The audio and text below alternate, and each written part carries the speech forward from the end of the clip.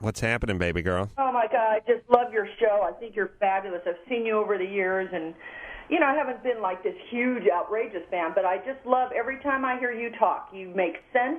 You talk like people like us out here, what we're all thinking. Oh, really? Well, I kind of like that. On the other hand, that makes me one of you.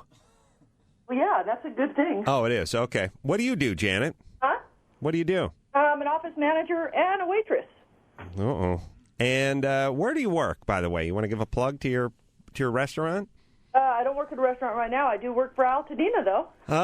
My dad worked in Altadena for many years at a place called 5 Acres, foster care. Yeah, weird orphanage, essentially. Yeah. Freak out. Hey, Janet? Yeah. Thanks for listening. Yes, listen, I want to tell you, that woman that called the other day, she kind of irritated me. The one that was all over T. Jennifer. The attorney. Yeah. Yeah. I tell you, T, you've got it going on. And I know you know this. You don't need me to tell you. But it just kind of bothered me that this woman was nitpicking, splitting hairs about this.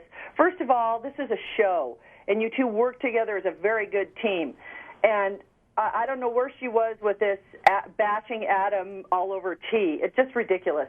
Also, I want to say that, even I like your show the way it is, and I think you really should be alone. You don't need these Dannies. You don't need all these people because you do a good job just the way you do it. Well, thanks, Janet. You're very welcome. All right, Janet, Teresa, and Adam in the morning. Yeah. Good times. Thank you so much. I really appreciate that. All right, T, sorry, the last clip from And American when Idol. people say, I know you don't need to hear this. Wrong. No, You do. yeah. Oh, listen, you have, in the compliment department, you're like a bottomless tumbler.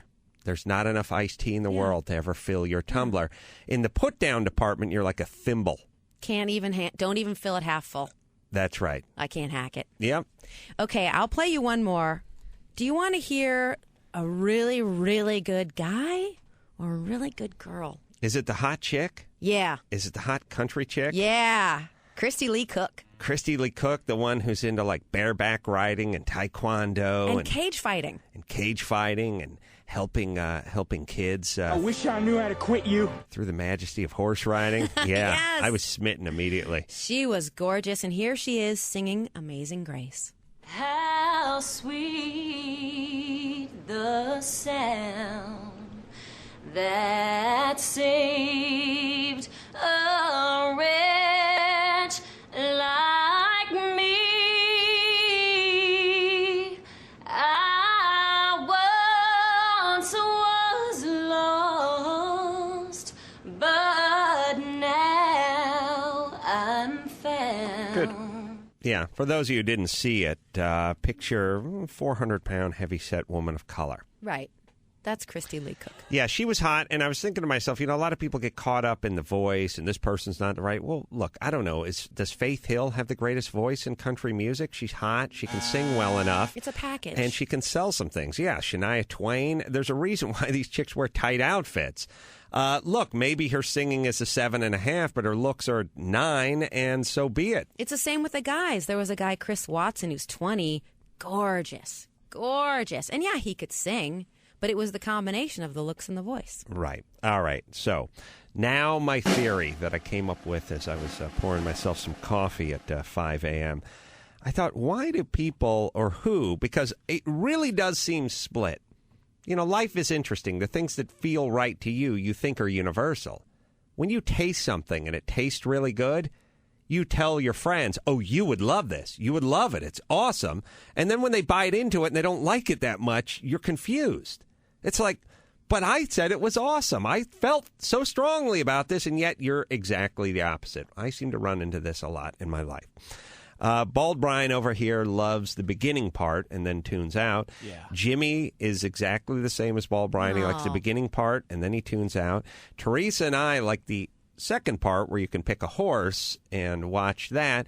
And I learned, actually, and Bald Brian, you can punch this up on your mini porn box over there, but they said that the highest rated episodes from last season were the audition episodes. That's why they stretch them out. People love it. Right. To me, it's stretched out. It's like not even foreplay for 9 weeks, and then the sexing begins. And I started thinking about, well, now why are we split as a nation, and what's different about certain people than other people when it comes to this? And it's pretty much like this. Everybody you talk to about the beginning phase of American Idol says, I like to see the people screw up. I like to see the crazy people. I like to see the hacks. And it comes down to this, negative versus positive. I'm not the world's most positive guy, but I would rather root for someone to do well than pray for their failure. And I know this sounds convenient because I'm on the good side of this argument, or I've put myself on the good side of this argument. But so much of our culture, and especially lately, has taken a turn for the negative. We love to see these celebrities getting jacked up and falling over and getting DUIs. We love to have the embarrassing videos or photos come out from them.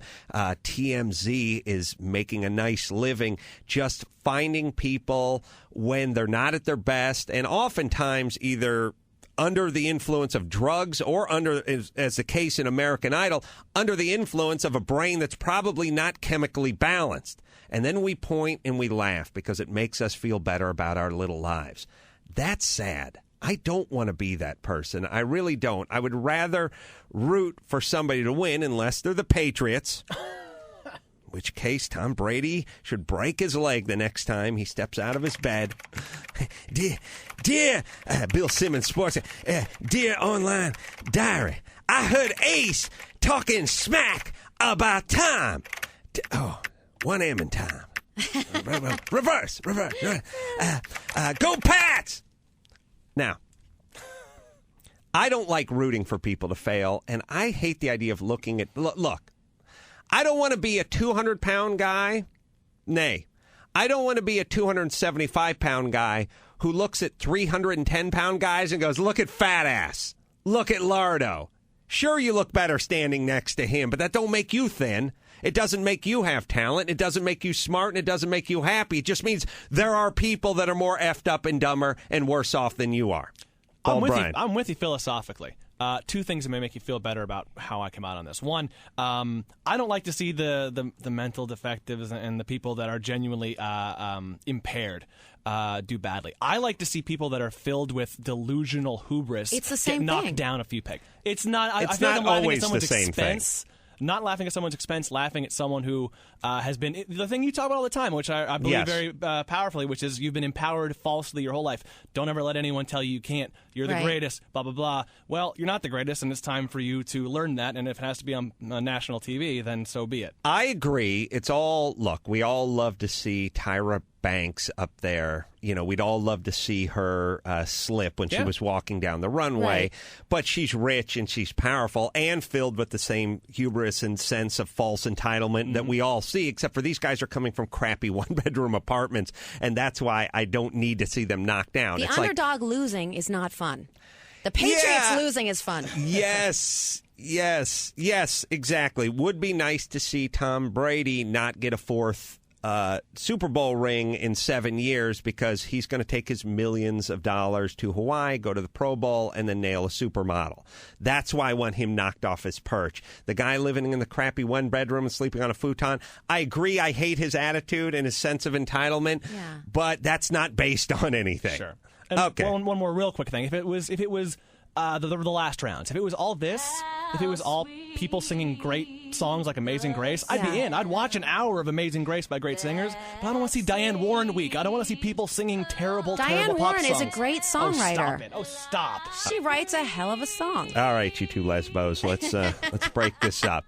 All right, so once again, if you like the beginning part of the show, you're evil, and if you like the end part, you're righteous and pure, like me and T. That's what I figured out this morning at 5 a.m. T, Yes. you have a bombshell to drop. Yeah, Do I you got a little news. Got Bad a little news. Yes. Well, shocking. Well, I talked to producer Angie, and I was like, she's like, Teresa needs to bring up her bombshell. She needs to drop her bombshell.